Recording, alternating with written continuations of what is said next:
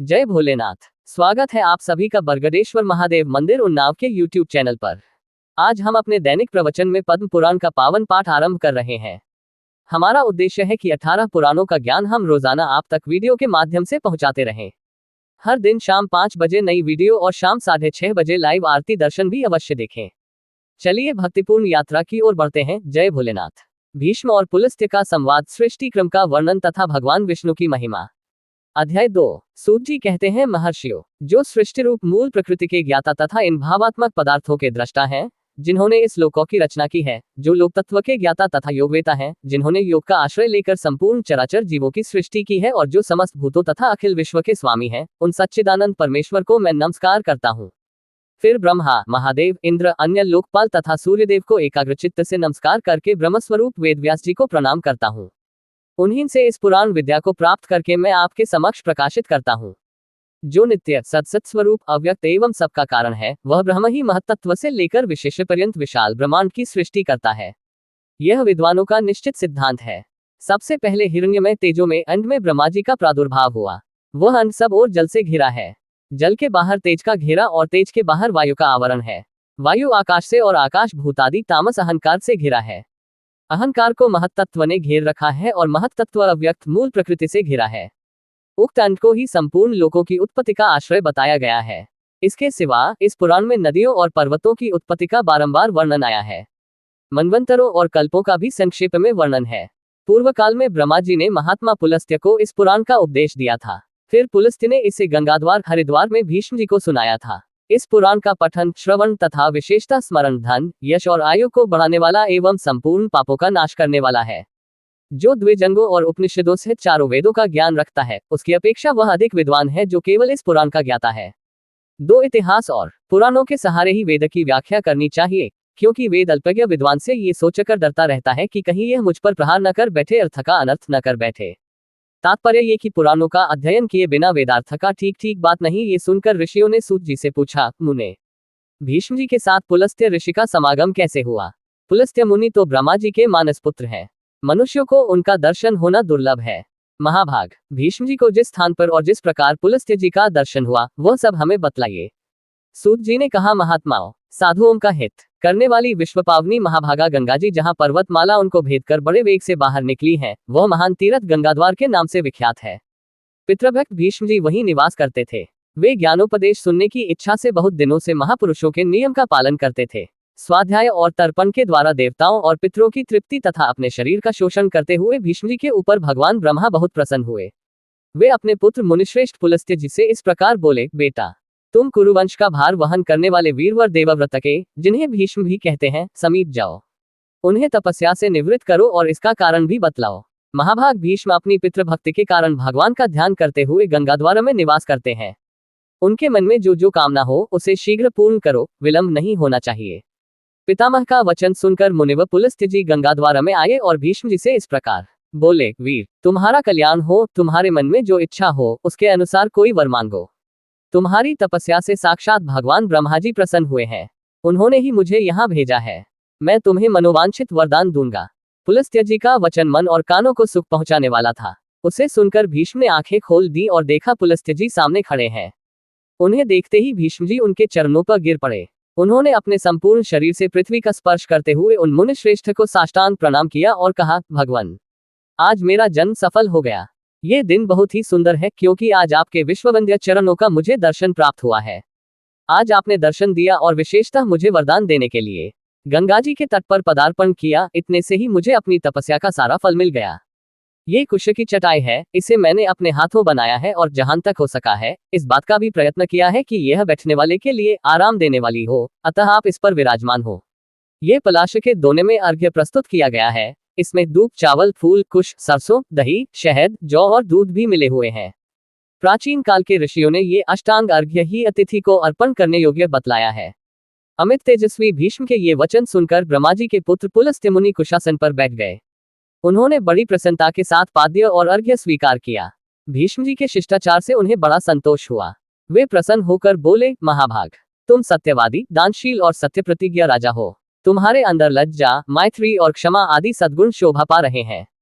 तुम अपने पराक्रम से शत्रुओं को दमन करने में समर्थ हो। साथ ही धर्मज्ञ, कृतज्ञ, दयालु, मधुरभाषी, सम्मान के योग्य पुरुषों को सम्मान देने वाले, विद्वान, ब्राह्मण, भक्त तथा साधुओं पर स्नेह रखने वाले हो। वत्स, तुम प्रणाम पूर्वक मेरी शरण आए हो, अतः मैं तुम पर बहुत प्रसन्न हूँ। तुम जो चाहो पूछो, मैं तुम्हारे प्रत्येक प्रश्न का उत्तर दूंगा। भीष्म जी ने कहा, भगवान, पूर्व काल में भगवान ब्रह्मा जी ने किस स्थान पर रहकर देवताओं आदि की सृष्टि की थी, यह मुझे बताइए। उन महात्मा ने कैसे ऋषियों तथा देवताओं को उत्पन्न किया, कैसे पृथ्वी बनाई, किस तरह आकाश की रचना की और किस प्रकार इन समुद्रों को प्रकट किया, भयंकर पर्वत, वन और नगर कैसे बनाए, मुनियों, प्रजापतियों, श्रेष्ठ सप्तर्षियों और भिन्न भिन्न वर्णों को, वायु को, गंधर्वों, यक्षों, राक्षसों, तीर्थों, नदियों, सूर्यादि ग्रहों तथा तारों को भगवान ब्रह्मा ने किस तरह उत्पन्न किया, इन सब बातों का वर्णन कीजिए। पुलस्त्य जी ने कहा, पुरुष श्रेष्ठ भगवान ब्रह्मा साक्षात परमात्मा है। वे पर से भी पर तथा अत्यंत श्रेष्ठ है। उनमें रूप और वर्ण आदि का अभाव है। वे यद्यपि सर्वत्र व्याप्त हैं, तथापि ब्रह्मरूप से इस विश्व की उत्पत्ति करने के कारण विद्वानों के द्वारा ब्रह्मा कहलाते हैं। उन्होंने पूर्वकाल में जिस प्रकार सृष्टि रचना की, वह सब मैं बता रहा हूँ। सुनो, सृष्टि के प्रारंभ काल में जब जगत के स्वामी ब्रह्मा जी कमल के आसन से उठे, तब सबसे पहले उन्होंने महतत्व को प्रकट किया। फिर महतत्व से वैकारिक, सात्विक, तेजस, राजस तथा भूतादिरूप तामस 3 प्रकार का अहंकार उत्पन्न हुआ, जो कर्मेंद्रियों से 5 ज्ञानेंद्रियों तथा पंचभूतों का कारण है। पृथ्वी, जल, तेज, वायु और आकाश, ये 5 भूत हैं। इनमें से एक एक के स्वरूप का क्रमशः वर्णन करता हूँ। भूतादि नामक तामस अहंकार ने विकृत होकर शब्द तन्मात्रा को उत्पन्न किया, उससे शब्द गुण वाले आकाश का प्रादुर्भाव हुआ। भूतादि तामस अहंकार ने शब्द तन्मात्रा रूप खंड आकाश को सब ओर से आच्छादित किया। तब शब्द तन्मात्रा रूप आकाश ने विकृत होकर स्पर्श तन्मात्रा की रचना की। उससे अत्यंत बलवान वायु का प्राकट्य हुआ, जिसका गुण स्पर्श माना गया है। तदनंतर आकाश से आच्छादित होने पर वायु तत्व में विकार आया और उसने रूप तन्मात्रा की सृष्टि की। वह वायु से अग्नि के रूप में प्रकट हुई। रूप उसका गुण कहलाता है। तत्पश्चात स्पर्श तन्मात्रा वाले वायु ने रूप तन्मात्रा वाले तेज को सब ओर से आवृत किया। इससे अग्नि तत्व ने विकार को प्राप्त होकर रस तन्मात्रा को उत्पन्न किया। उससे जल की उत्पत्ति हुई, जिसका गुण रस माना गया है। फिर रूप तन्मात्रा वाले तेज ने रस तन्मात्रा रूप जल तत्व को सब ओर से आच्छादित किया। इससे विकृत होकर जल तत्व ने गंध तन्मात्रा की सृष्टि की, जिससे ये पृथ्वी उत्पन्न हुई। पृथ्वी का गुण गंध माना गया है। इंद्रियां तेजस कहलाती हैं, क्योंकि वे राजस अहंकार से प्रकट हुई हैं। इंद्रियों के अधिष्ठाता 10 देवता वैकारिक कहे गए हैं, क्योंकि उनकी उत्पत्ति सात्विक अहंकार से हुई है। इस प्रकार पर इंद्रियों के अधिष्ठाता 10 देवता और 11वां मन्नत ये वैकारिक माने गए हैं। त्वचा, चक्षु, नासिका, जिह्वा और श्रोत्र, ये 5 इंद्रियां शब्दादि विषयों का अनुभव कराने के साधन है। अतः इन 5 को बुद्धियुक्त अर्थात बज्ञानेंद्रिय कहते हैं। गुदा, उपस्थ, हाथ, पैर और बवाक, ये क्रमशः मल त्याग, मैथुनजनित सुख, कर, शिल्प निर्माण, हस्तकौशल गमन और शब्दोच्चारण या इन कर्मों में सहायक है। इसलिए इन्हें कर्मेंद्रिय माना गया है। वीर, आकाश, वायु, तेज, जल और पृथ्वी, ये क्रमशः शब्दादि उत्तरोत्तर गुणों से युक्त है, अर्थात आकाश का गुण शब्द, वायु के गुण शब्द और स्पर्श, तेज के गुण शब्द, स्पर्श और रूप, जल के शब्द, स्पर्श, रूप और रस तथा पृथ्वी के शब्द, स्पर्श, रूप, रस एवं गंध, ये सभी गुण हैं। उक्त 5 भूत शांत, घोर और रूप मूल है, अर्थात सुख, दुख और मोह से युक्त है। अतः ये विशेष कहलाते हैं। ये 5 भूत अलग अलग रहने पर भिन्न भिन्न प्रकार की शक्तियों से संपन्न है। अतः परस्पर संगठित हुए बिना, पूर्णतया मिले बिना ये प्रजा की सृष्टि करने में समर्थ न हो सके। इसलिए परम पुरुष परमात्मा ने संकल्प के द्वारा इनमें प्रवेश किया। फिर तो महतत्व से लेकर विशिष्ट पर्यंत सभी तत्व पुरुष द्वारा अधिष्ठित होने के कारण पूर्ण रूप से एकत्व को प्राप्त हुए। इस प्रकार परस्पर मिलकर तथा एक दूसरे का आश्रय ले उन्होंने अंड की उत्पत्ति की।